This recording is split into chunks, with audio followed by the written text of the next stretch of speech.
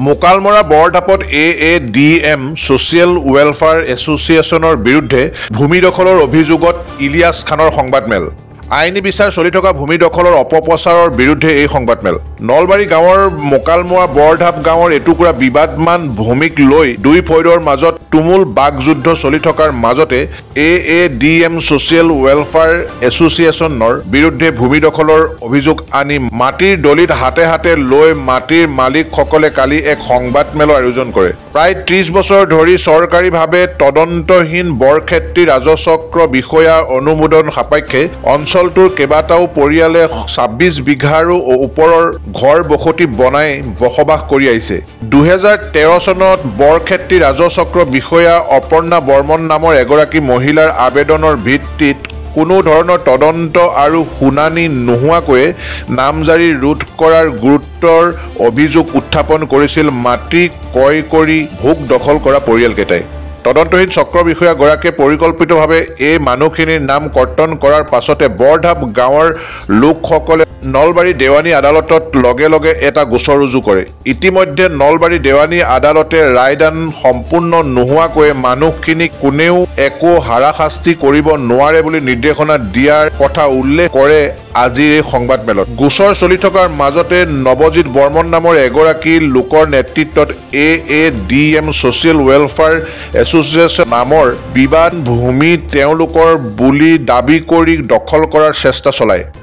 আদালতৰ কোনো নথিপত্ৰ বৰক্ষেত্ৰী ৰাজচক্ৰ বিষয়াৰ কোনো বিষয়া মণ্ডল কানুনগো আদি নোহোৱাকৈ তেওঁলোকে বিবাদমান ভূমিৰ নিজৰ সংগঠনৰ নামৰ ফলক লগোৱাৰ অপচেষ্টা কৰে যদিও সকলো নোহোৱাকৈ আৰক্ষী প্ৰশাসনৰ গাত দোষ ঠেলি দি ভূমি দলিল আৰু ভোগ দখল কৰা ইলিয়াছ খান নামৰ লোকজনৰ বিৰুদ্ধে সংবাদ মাধ্যমৰ আগত কৰা বিৰূপ মন্তব্যৰ বিৰুদ্ধে জাঙুৰি খাই উঠে মাটি ভোগ দখল কৰা পৰিয়ালকেইটাই। লগতে পৰিয়ালকেইটাই কয় যে নৱজিৎ বৰ্মনৰ যদি সৎ সাহস আছে তেনেহ'লে তেওঁৰ লগত থকা ভূমিৰ নথিপত্ৰ লৈ বৰঢাপ গাঁৱৰ ৰাইজৰ লগত বহক অথবা আইনী প্ৰক্ৰিয়াৰে আদালতলৈ আহক।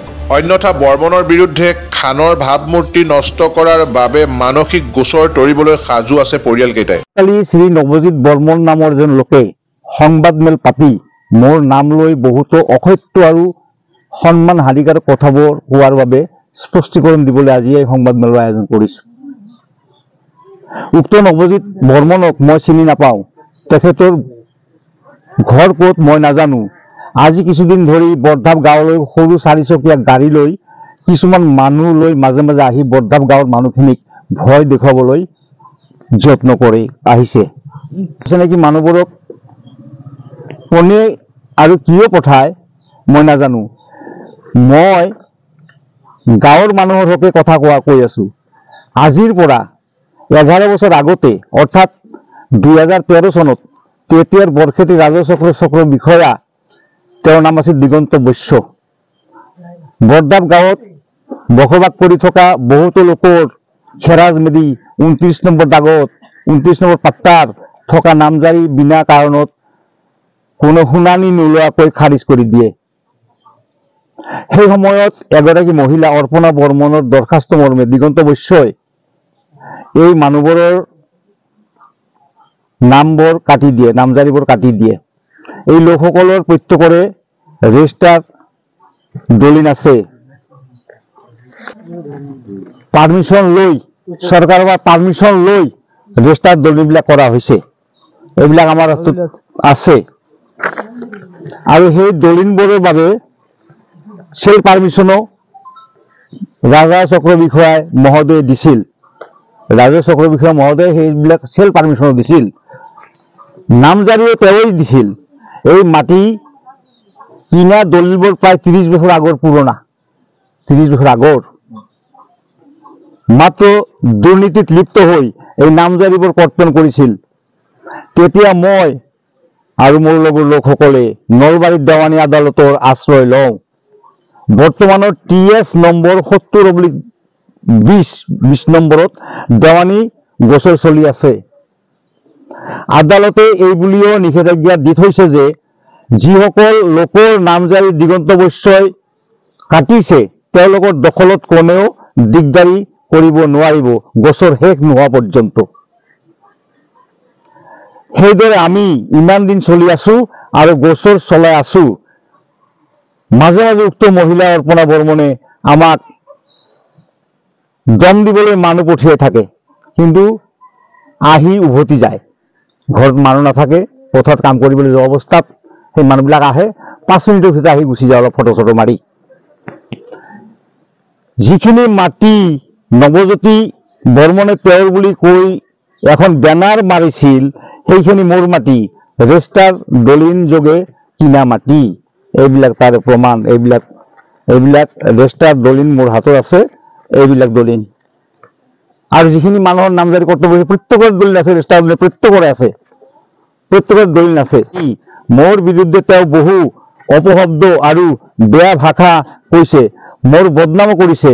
সেই বিষয়ে মই তেওঁৰ ওপৰত মানহানি গোচৰ কৰিবলৈ প্ৰস্তুত হৈছো। উক্ত নৱজ্যোতি বৰ্মনৰ কিবা ক'বলগীয়া থাকিলে চলি থকা দেৱানী গোচৰত সোমাই ক'ব পাৰে বা নতুন গোচৰো কৰিব পাৰে, তাত আমাৰ আপত্তি নাই। কিন্তু তেওঁ জনা উচিত যে আমি আমাৰ মাটি ৰক্ষা কৰিবলৈ সকলো কৰিবলৈ প্ৰস্তুত আছো আৰু থাকিম। আনকি প্ৰতিৰক্ষাৰ বাবে শত্ৰুক উচিত শিক্ষা দিবলৈ আমি প্ৰস্তুত আছো। শ্ৰী নৱজ্যোতি বৰ্মনক মই আহ্বান কৰিছো, তেওঁ দৰকাৰী কাগজ পত্ৰ লৈ মোৰ আৰু বৰধাপ গাঁৱৰ মানুহখিনিৰ ওচৰলৈ আহক। আমাৰ কাগজবোৰ আৰু গোচৰৰ নথিপত্ৰবোৰ চাওক। যদি সৎ সাহস আছে, মানে মনে মনে আহি বেনাৰ মাৰিব নালাগে। যদি 15 দিনৰ ভিতৰত তেওঁ মোৰ প্ৰতি ব্যৱহাৰ কৰা অভিযোগবোৰ উঠাই নলয়, তেন্তে আদালতত দেখা হ'ব। আমাৰ মাটিৰ কাগজ পত্ৰ যেতিয়া ইচ্ছা চাব পাৰে, লগতে আদালতৰ গোচৰো চাব পাৰে। সংবাদ মেলত তেওঁ বায়েকৰ মাটি এটৰ্ণীত লোৱা বুলি কৈছে। অৰ্থাৎ মই বুজিছো তেখেত অৰ্পণা বৰ্মনৰ দ্বাৰা নিযুক্ত নতুন মানুহ। আমি তেওঁক তেওঁৰ সংবাদ মেলত কোৱা সকলো কথাৰ বাবে গৰিহণা দিছো আৰু চৰকাৰক আহ্বান জনাইছো, তেওঁৰ উচতনিমূলক বক্তব্যৰ বাবে তেওঁৰ ওপৰত আইনসংগত ব্যৱস্থা ল'ব লাগে। তেওঁ বোলে কৈছে ইয়াতে এইখিনি মাটি অৰ্পণা বৰ্মনে মোৰ নামত পাৱাৰ অফ এটৰ্ণী দিছে, মোক দিছে, তেওঁৰ নামত দিয়া বুলি কয়। মানে মোৰ এটা অনুমান, ইয়াতে ভূ মাফিয়া বুলি কয়। মোৰ সন্দেহ হৈছে ইয়াতে ভূ মাফিয়া, নহ'লে এটা কেছ চলি আছে, ৰেজিষ্টাৰ দলিল আছে, তাৰ ওপৰত ইয়াতে আহি বেনাৰ মাৰিব, এইটো কৰিব সেইটো কৰিব। এইটো মানে কোনো যুক্তিসংগত কথা নাই। দেশৰ আইন নোহোৱা হৈছে নেকি? দেশত এই নীতি নিয়ম নোহোৱা হৈছে নেকি? নিশ্চয় নীতি নিয়ম আছে, আইন আছে, আদালত আছে। গতিকে আদালতক আমি অনুৰোধ জনাইছো যাতে আমি সুব্যৱস্থাটো পাওঁ। এয়া অৰ্পণা বৰ্মন বোলা যিজনী মাইকী মানুহে মানে দিগন্ত বৈশ্যৰ জৰিয়তে আমাৰ নামজাৰিবিলাক ৰদ কৰিছে, সেইজনীৰ প্ৰদৰ্শন কৰা বুলি মোৰ সন্দেহ হৈছে। কিনিছো আমি, ইয়াতে দলিল আছে, মই 2খন দলিল কৰিছো আছান আলিৰ পৰা 2খন দলিল মোৰ কিনা দলিল। ৰেজিষ্ট্ৰেশ্যন হৈছে, পাৰ্মিশ্যন হৈছে, ৰেজিষ্ট্ৰেশ্যন হৈছে, মণ্ডল হৈছে, ৰেকৰ্ড পাতি চাই পেলাই মই মাটিখিনি কিনিছো। আৰু এখন দলিল কিনিছিলো, এইটো হ'ল বাবজান আলী, আকেৰ আলী, সিহঁতৰ ভাই ককাই দুজনৰ নামৰ পৰা। গতিকে ইয়াতে প্ৰত্যেকৰে সেই মাটিয়ে, সেইবিলাক সেই আকেৰ মাটি এইবিলাকত আছে, এইবিলাক মাটি, এইবিলাক দলিল প্ৰত্যেকৰে দলিল আছে, প্ৰত্যেকৰে পাক্কা দলিল আছে। আৰু ইয়াত 30 বছৰৰ পৰা, প্ৰায় 30 বছৰৰ পৰা 28 পৰা 30 বছৰৰ ভিতৰত পকী ঘৰ পৰ্যন্ত হৈছে। পকী ঘৰ বনাইছে, 4-5 ঘৰ মানুহে বস্তি বনাইছে। খালি মোৰ মাটিখিনি খালী আছে, মই ইয়াতে ধান খেতি কৰোঁ, অলপ মাছৰ ব্যৱসায় কৰোঁ। বাদ বাকী মোৰ মাটিত এখন চালি আছে, সেই চালিখনত মই ৰাখামাণ্ডত থাকে, মই ৰাখিছোঁ এজন মানুহ এই ৰক্ষণাবেক্ষণ দিয়াৰ কাৰণে, মাছ পোহাৰ কাৰণে। বাকী মোৰ বস্তি ইয়াতে কৰা নাই। আৰু এই প্ৰত্যেক বছৰে ৰাজাৰ যিটো খাজনা আমি পৰিশোধ কৰি আছো, বছৰ খাজনা দি আছো। তাত এইবিলাক ৰচিদ মোৰ তাতে ফটোষ্টেট আছে, অৰিজিনেল ৰচিদবিলাক মই মেজিষ্ট্ৰেটত জমা দিছো। মোকালমৰাৰ পৰা আমজেদ হুছেইনৰ ৰিপৰ্ট, E24 লাইভ ব্ৰেকিং।